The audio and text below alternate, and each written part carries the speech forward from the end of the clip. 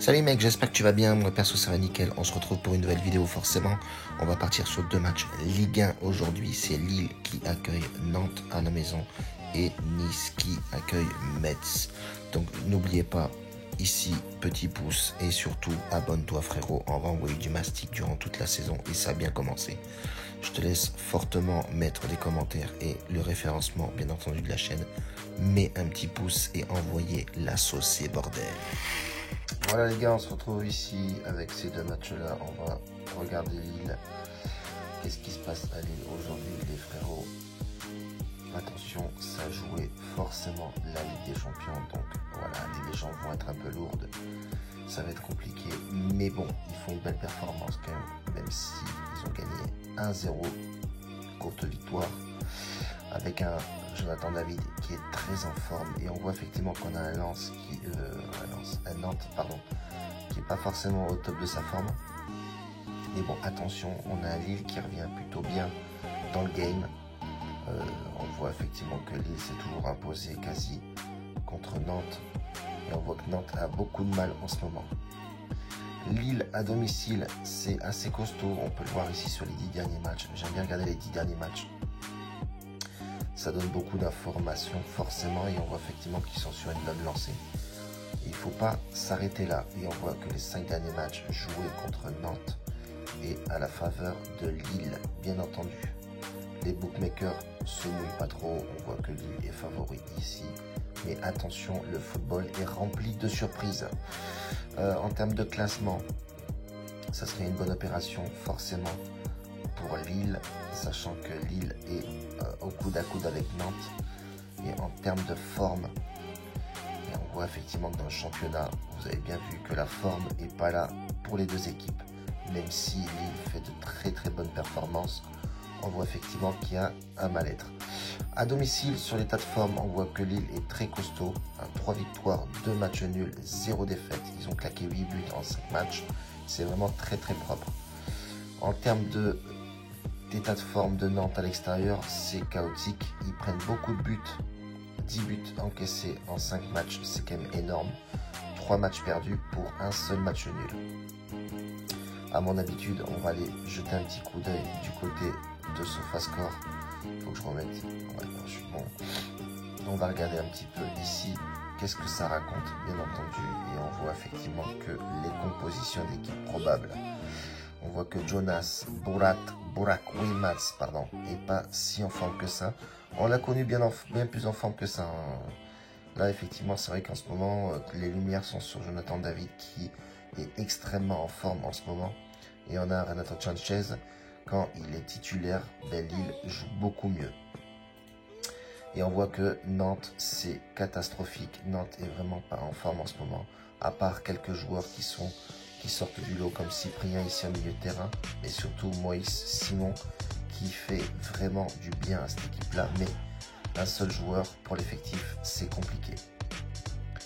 On va regarder un petit peu plus en détail. Victoire de Lille, 6 d'affilée, aucune défaite en 12 matchs, ce qui est énorme. Ils prennent pas beaucoup de buts, aucun but encaissé en 3 matchs. Donc ça, c'est vraiment des informations clés. Attention, ici, aucune victoire depuis 3 matchs du côté de Nantes. Et on peut voir effectivement qu'avec des buts concédés, 5 dans la tronche, c'est vraiment chaotique côté nantais. Personnellement, moi, sur ce match-là, la victoire de Lille à domicile m'intéresse plutôt pour la simple et bonne raison qu'elle est plus en forme que celle de Nantes. On va partir sur Winamax pour essayer de win un max, mais on va regarder tout ça. Hop. On va aller voir un petit peu la cote sur Winamax. Bon, je regarde sur Winamax, mais moi, personnellement, je joue sur BetWinner. Ça, c'est mon bookmaker.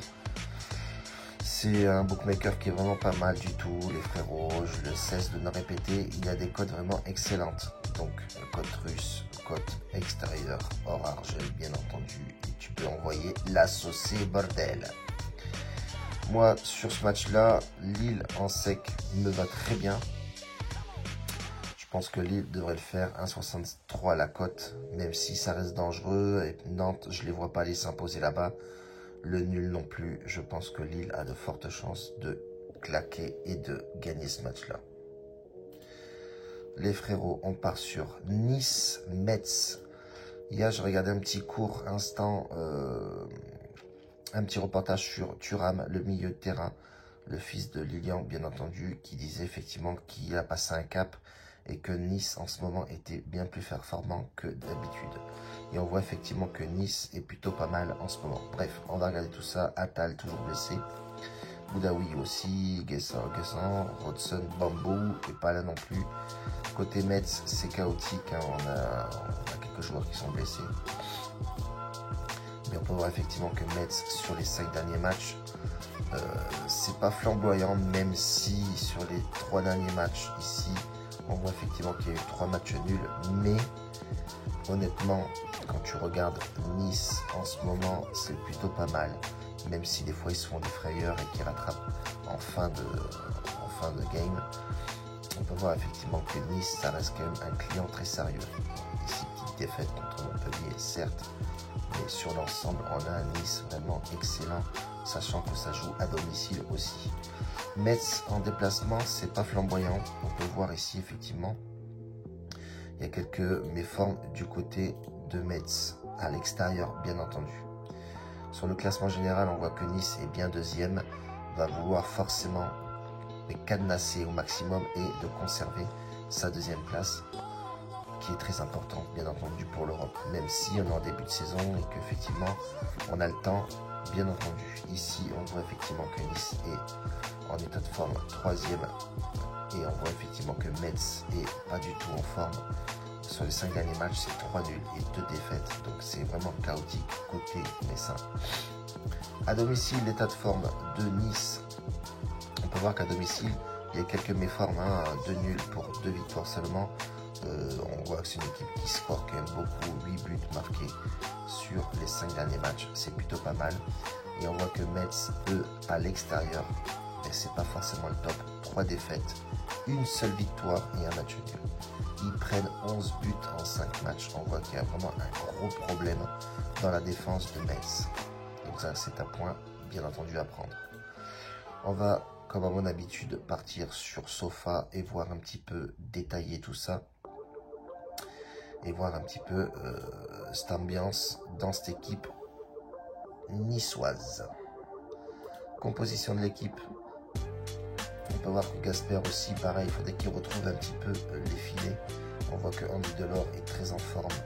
Le petit jeune Amine Gouiri, pareil, il est excellemment bien. Mario Lemina fait du bon travail. Et à l'arrière, je ne vous parle pas de l'arrière, c'est vraiment très costaud avec un Dante à la baguette. Donc forcément, la défense est vraiment très costaud. On peut voir effectivement que, regardez, Metz, les notes générales de cette équipe-là sont vraiment chaotiques, même s'il y a eu du recrutement cette année avec Nicolas Depréville qui est arrivé là-bas. On voit effectivement que Antonetti a du mal avec cette équipe-là. Pas mal de suspendus, pas mal de blessés, pas mal d'absents. Bref, on a forcément un Metz qui se déplace, pas forcément avec des points positifs. Ces deux équipes-là, on va voir un petit peu les deux équipes. Qu'est-ce qui se passe? Les deux équipes marquent 5 sur 5. Donc déjà, on voit que Metz titille souvent et arrive à claquer son petit but à l'extérieur.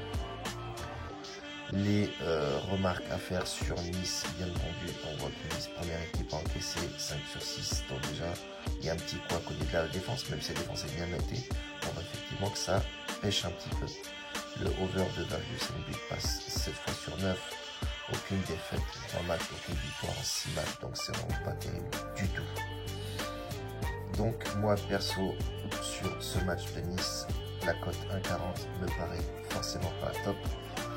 Mais attention Metz, un petit peu d'orgueil, c'est une équipe qui a l'habitude de jouer au ballon ensemble. Et pourquoi pas partir sur les deux équipes marques, même si la cote est à 96.